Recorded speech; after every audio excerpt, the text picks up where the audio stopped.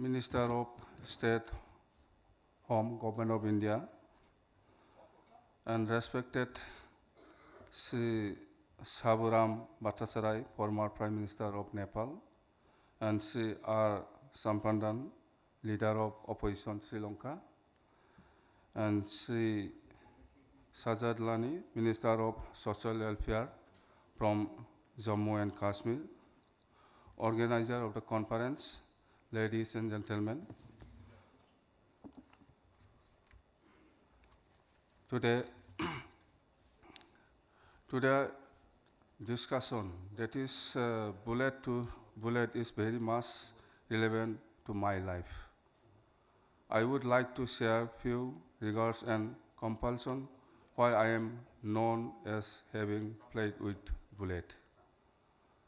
Dissonance of political rights for the Bodos from the immoral was the motivating factor which compelled me to pick up bullet to assert our identity and develop ourselves as a distinct community with own language, culture, and tradition on a land of our own. History of Bodos is as old as Mahabharata. We are the descendants of the Hindutva, the wife of Bhim, the second son of Pandav. The holy temple of Kamakhya, situated in Guwahati, was built by Bodo king, who is mentioned as Narakas Asur in the Puranas. Among the great Bodo king, the reign of Kumar Bhaskar Barman is well recorded in the history. After independence, the Bodo expected to have constitutional safeguard in the form separate political identity for survival and sustenance of our distinct identity. Friends, you are aware that Assam has long remained one of the most volatile and sensitive regions of the country because of the problem of insurgency, ethnic conflict, pressure of the migration, underdevelopment, poor infrastructure, and connectivity, etc. Bodos, the largest plain tribe of Assam, also felt that they had been neglected, exploited, aftermath, and discriminated against for decades. The growth of literacy and education among the plain tribes of Bodo inhabited district was among the lowest. We started a movement for self-determination in 1987 in a democratic manner. In order to crush the movement, government and its agency unleashed terror on the Bodo people through killing in the encounters, gang rape of women, and destruction of properties. Fearing threat from the government agencies, the movement took violent turn. However, violence activities were taken from within the village and not from Bangladesh and Myanmar. In 1993, an accord was signed to end to the violent Bodo movement. The accord provided creation of an elected autonomous council under the State Act, but it left the question of its precise territorial jurisdiction open.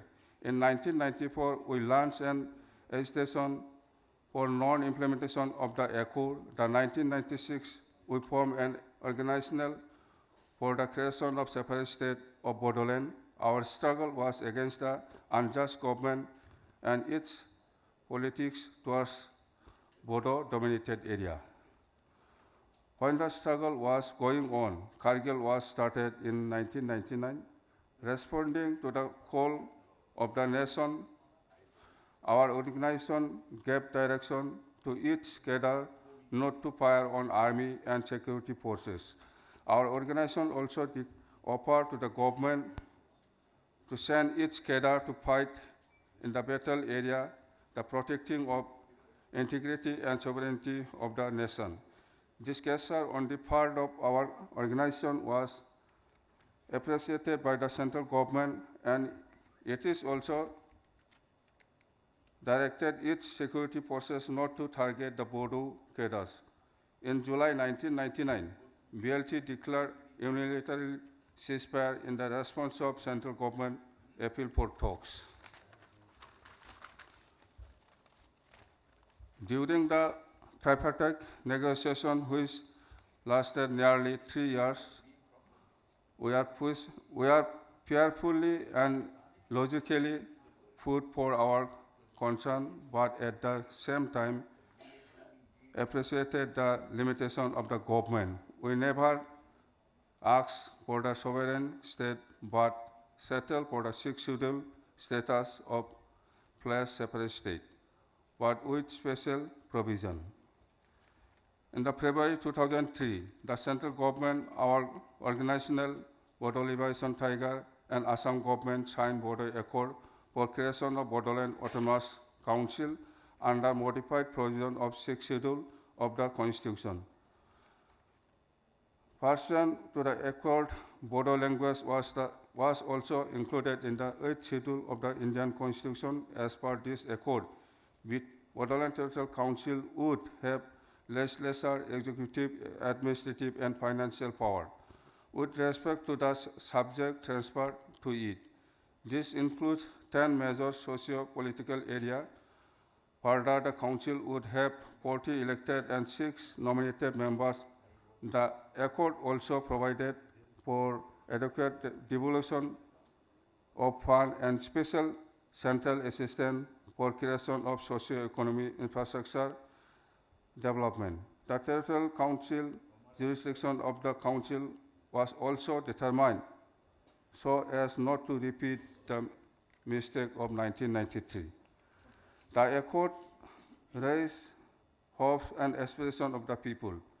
We have been trying to fulfill this since then and have taken large number of steps with the power given to the Council and resources made available. 3 times elections have been held to the Bodoland Territorial Council after the accord was signed in 2003. In all these elections, people from all communities have taken active interest, and the elections have been by and large peaceful. During the journey in the last 14 years, the Council has taken number of initiatives for the benefit of the people living in the jurisdiction of the Council.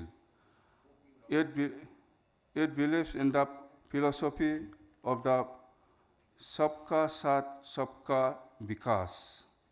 The initiative inter alia include improving the connectivity through the length and breadth of the Council area, creation of institutions and strengthening of the infrastructure to raise the education standard, including Bodoland University, Central Institute of Technology, skill development, etc. Construction of river embankment and bonds to control flood, creation of employment opportunity, putting in place basic facility in the village through special central assistance, upgrading the facility and availability of the doctors and staffs, nurses in government hospital, etc. We would have achieved much more as some of the provisions of the accord remain unimplemented.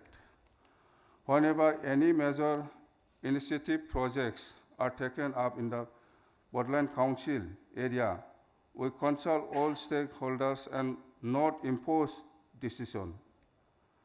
The progress and journey from 2003 onward has been benefited the entire area as population.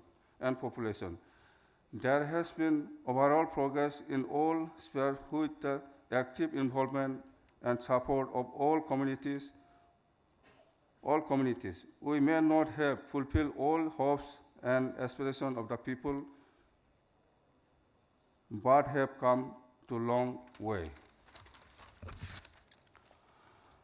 The Bodoland peoples from regional political party which runs the council is an alliance partner of NDA, and it is hoped that council area would witness infrastructure and connectivity development at much faster speed in the coming years. The experience with ballot has proposed that we are able to give our Brighton and sister an identity, preserve our language and culture, and run institution, bodies and system to the larger benefit of the people. The experience has proved that the democracy and federal structure of the problem and concern can be resolved only through dialogue, and by ballot and bullet is not always the answer. Before I conclude, I would like to quote speech delivered on April 3, 1964 at Colony Methodist Church in Cleveland, Ohio, USA, by human rights activist Malcolm Ten, who advised African Americans to judicially exercise their right to vote, but the caution that if the government continued to prevent African Americans from attaining full equality, it might be necessary for them to take up arms. Thank you all of you. Thank you so much.